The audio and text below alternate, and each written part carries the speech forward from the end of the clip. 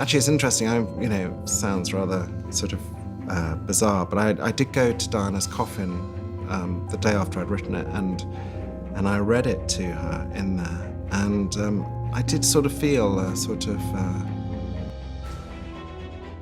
For decades, rumors have surrounded Princess Diana's life, from her struggles within the royal family to the circumstances of her tragic death. Now, at 60, her brother, Charles Spencer, has finally addressed them. When I was suddenly told that it was my turn to get up there, and I'd been a broadcaster, so I knew how to speak, I thought, but it was very different to do that on behalf of my sister in front of 1.5 billion people, or whatever it was. Shedding light on the truths and misconceptions that have lingered for years. His words offer a rare glimpse into Diana's world, their sibling bond, and the legacy she left behind. But what did he reveal? And how does it change what we thought we knew? Join us as we uncover the truth behind the never-ending rumors about Princess Diana. The truth about the bond between Diana and Charles Spencer. For years, people speculated about Princess Diana's struggles, fears, and the secrets she never got to share. But what many overlooked was the role her younger brother, Charles Spencer, played in her life. Unlike her highly publicized relationships with the royal family, her bond with Charles was more private. Yet, he was there through it all. Diana and Charles grew up together, sharing the same aristocratic background and childhood experiences that shaped them in different ways. While Diana's life became the subject of endless media attention, Charles mostly stayed out of the spotlight, speaking publicly only on rare occasions. However, now at 60, he has confirmed some of the biggest rumors about his sister. Questions about Diana's unhappiness, her isolation, and the struggles she faced behind closed doors are resurfacing, making people wonder, why is he speaking up now? And what does his perspective reveal about Diana's life? Keep watching to find out more. Princess Diana and her younger brother, Charles Spencer, were born into one of Britain's most influential aristocratic families. They spent their childhood at Althorp House, their grand ancestral estate, where they were surrounded by wealth and privilege. But despite their luxurious surroundings, their early years were far from perfect. Their parents, John Spencer, Viscount Althorp, and Frances Spencer, Viscountess Althorp, had a troubled marriage that affected all 4 of their children.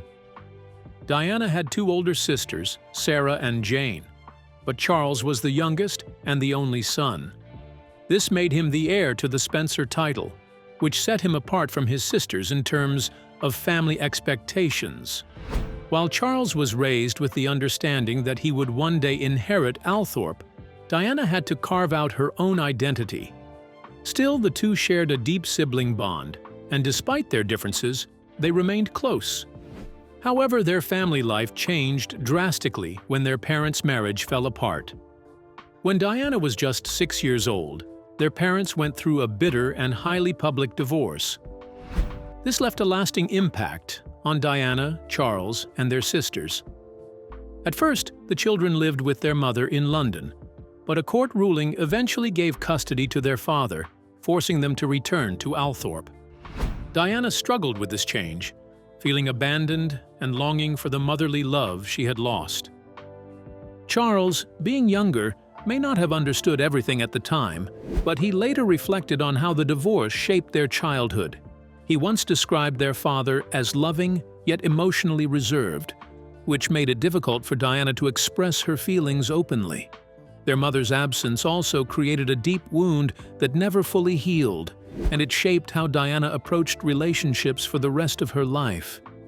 At Althorp, Charles and Diana lived in a world of aristocratic traditions, but it was also a lonely environment. The massive estate was filled with history and grandeur, yet it lacked the warmth of a stable family. Their father, though he meant well, was not emotionally expressive, and Diana often felt isolated. Charles, on the other hand, was raised with the expectation of carrying on the family legacy, which came with its own pressures. Despite this, Diana and Charles found ways to support each other. As the youngest siblings, they understood each other in ways their older sisters could not. However, Diana's emotional struggles became more apparent as she grew older. While Charles was expected to be strong and uphold the Spencer name, Diana was more sensitive and deeply affected by the instability in their home life. Diana's school years also reflected the differences between her and her brother. She was initially homeschooled before attending Silfield Private School in Norfolk, then moving on to Riddlesworth Hall School. When she was 9, she joined her sisters at Westheath Girls' School, where she struggled academically. Unlike her siblings, Diana failed her O-level exams twice. In fact, she reportedly twice failed the first stage of her General Certificate of Education exams, which made her feel inadequate. However, her strengths were not in academics, but in her natural ability to connect with people. She was passionate about music, dance, and helping others. Charles, on the other hand, followed a different path. He was sent to Eton, one of the most prestigious schools in England, where he received an elite education.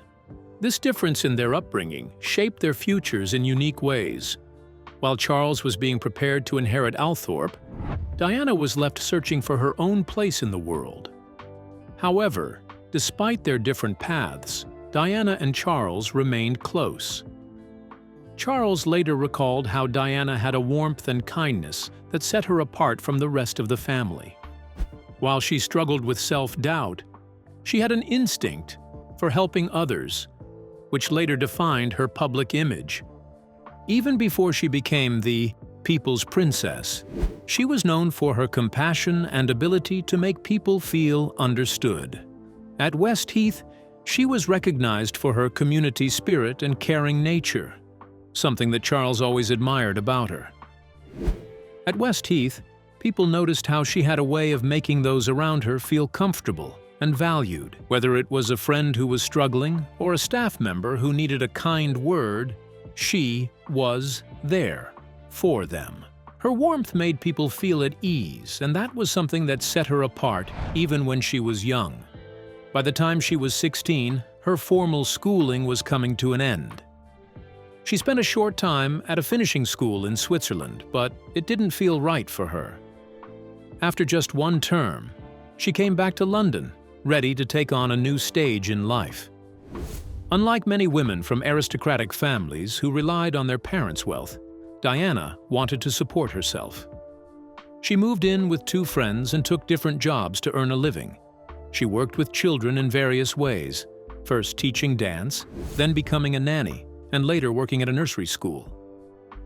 These jobs may not have seemed remarkable to others, but they showed just how much she loved children and enjoyed taking care of them.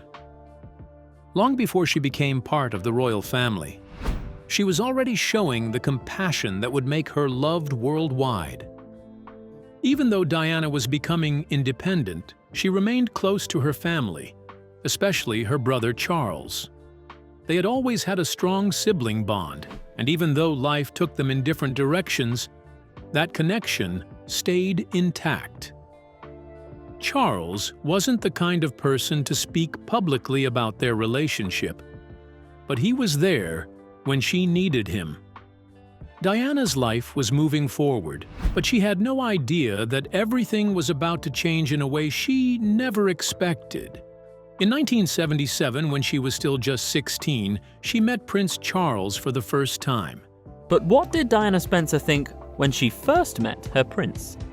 The wedding of then Prince Charles and Princess Diana made TV history in 1981. This meeting happened at Althorp House, where he had come as a guest. Diana was young and shy, while Charles was already a well-known figure.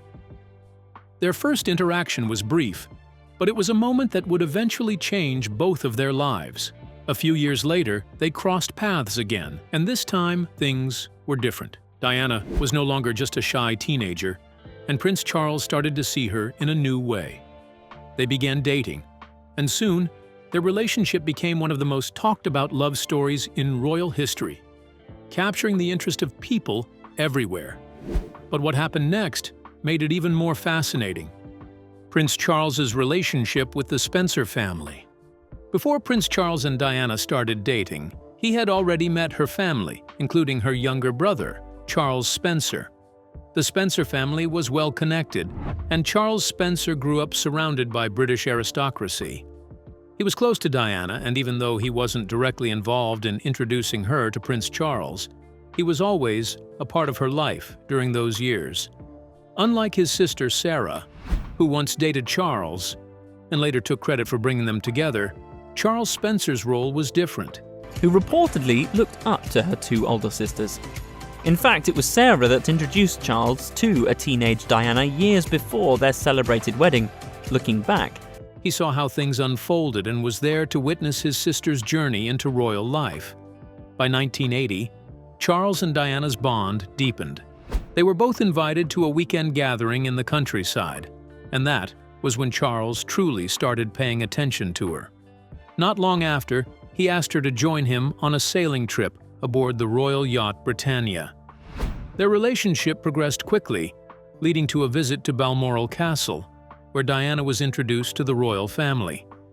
The Queen, Prince Philip, and the Queen Mother all found her to be a suitable match for Charles, which encouraged him to continue courting her.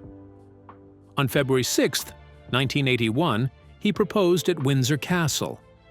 Diana accepted, but they chose to keep their engagement a secret for over 2 weeks. It was only on February 24, 1981, that they made the official announcement.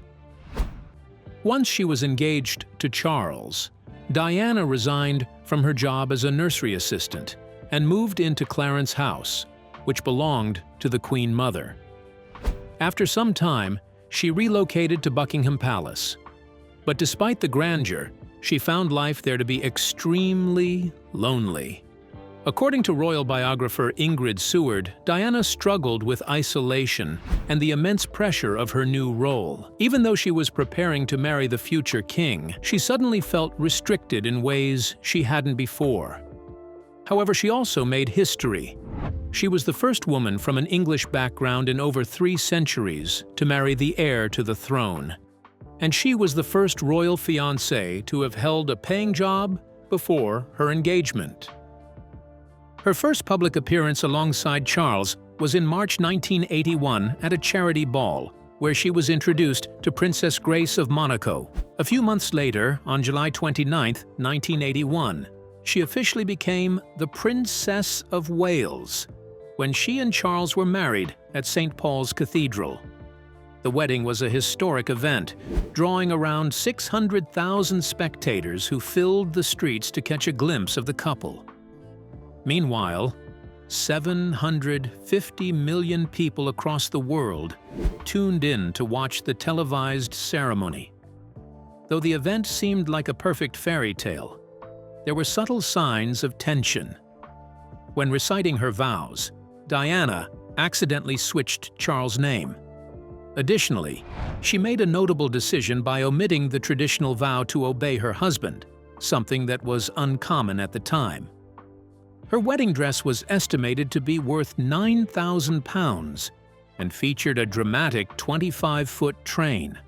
Princess Diana's wedding dress is truly the definition of a bridal gown for the era. After the ceremony, the Queen extended a warm welcome to Diana by lending her the Queen Mary's Lover's Knot tiara. The newlyweds settled into Kensington Palace and Highgrove House. But despite their public smiles, their marriage was already showing signs of trouble. By November 1981, Diana was expecting her first child. However, in January 1982, during her first trimester, she fell down the stairs at Sandringham, which was alarming. She later admitted that, in a moment of deep frustration, she had intentionally thrown herself down. Though she suffered bruises, the baby remained unharmed. On June 21, 1982, she gave birth to Prince William. Following the birth, Diana experienced postpartum depression, a condition that wasn't widely talked about at the time. She felt emotionally overwhelmed, yet she was determined to raise her child differently from past royal traditions. Diana broke protocol by insisting on bringing baby William along for her first major overseas trip to Australia and New Zealand. Typically, royal infants stayed behind, but she refused to leave him. This decision was widely praised because it made her seem more relatable as a mother. Then, on September 15, 1984, she gave birth to Prince Harry. Diana later mentioned that she and Charles were at their closest during her pregnancy with Harry, but after he was born, their relationship began to deteriorate once again. Charles had reportedly hoped for a daughter, so when Diana discovered she was expecting another boy, she chose to keep it a secret from him until after the birth. His reaction deeply hurt her, and their marriage became even more distant after that. Diana played a central role in deciding how her children would be raised. She personally chose their names, replaced a royal nanny she disliked, and hired one she felt more comfortable with. She was also actively involved in their education, making choices about their schools, clothing, and schedules. Unlike past royal parents, she often took them to school herself whenever she had the chance. However, by 1987, the public started noticing that her marriage with Charles was unraveling. The couple appeared distant, and the press began referring to them as the Glums, due to their unhappy expressions. Then, in 1989, Diana took a bold step by confronting Camilla Parker Bowles during a party hosted for Camilla's sister. In 1992, the release of Diana, Her True Story, sent shockwaves through the public. The book contained intimate details about Diana's personal struggles, her loneliness, and her belief that Charles had never truly loved her. Initially, she and the book's author, Andrew Morton, denied that she had contributed to it. However, after her passing, Morton confirmed that Diana had secretly provided him with information. Later that same year, private phone recordings of Diana speaking with James Gilby were leaked, causing further controversy. But the scandal didn't stop there. By November, another series of recordings surfaced, this time featuring Charles and Camilla. Dubbed Camillagate, these tapes confirmed what many had suspected, that Charles and Camilla had maintained an emotional affair for years. However, Charles and Camilla's connection dated back to before he even met Diana.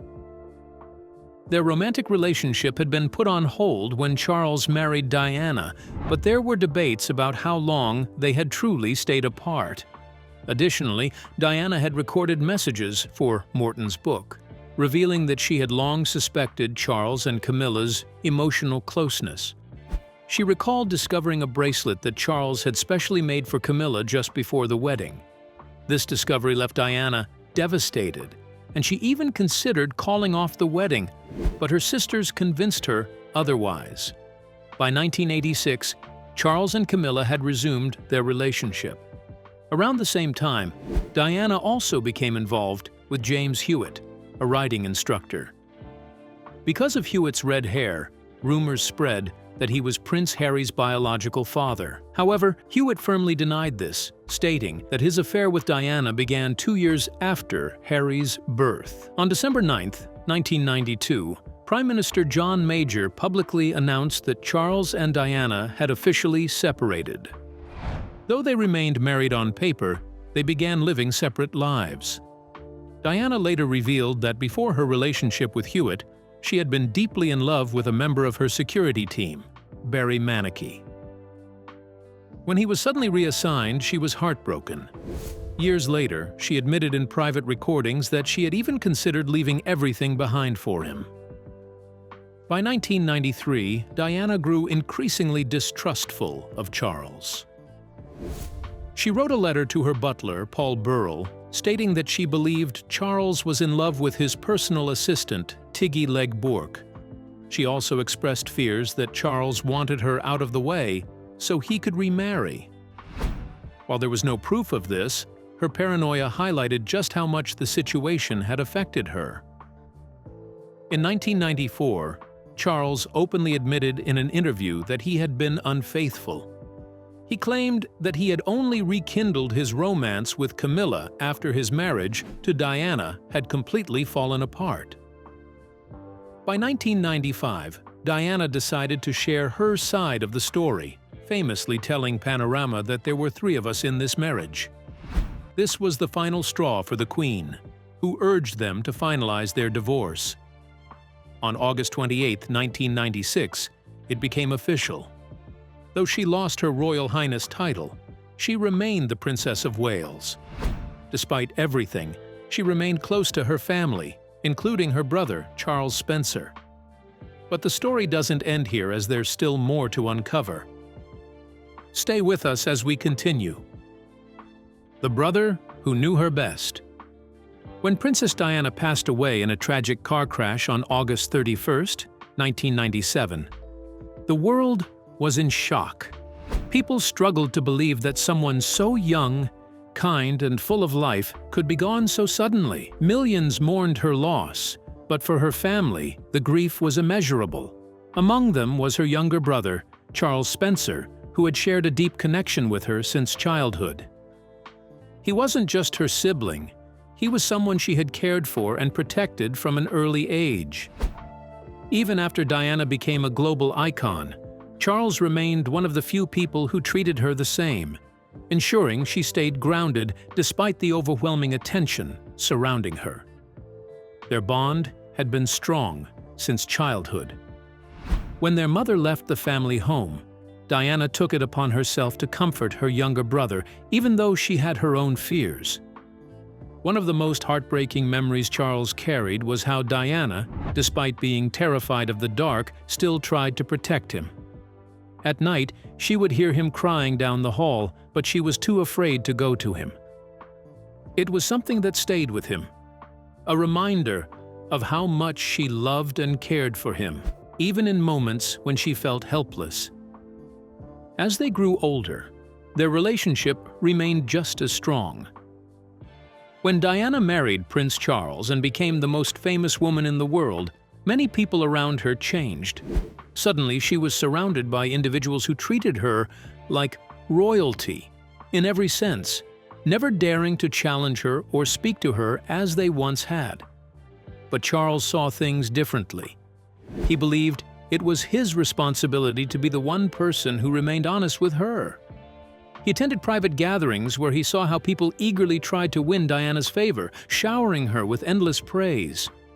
While the world adored her, Charles reminded her of who she had always been, that she was the girl who grew up at Althorpe, full of kindness and warmth, long before she became a princess.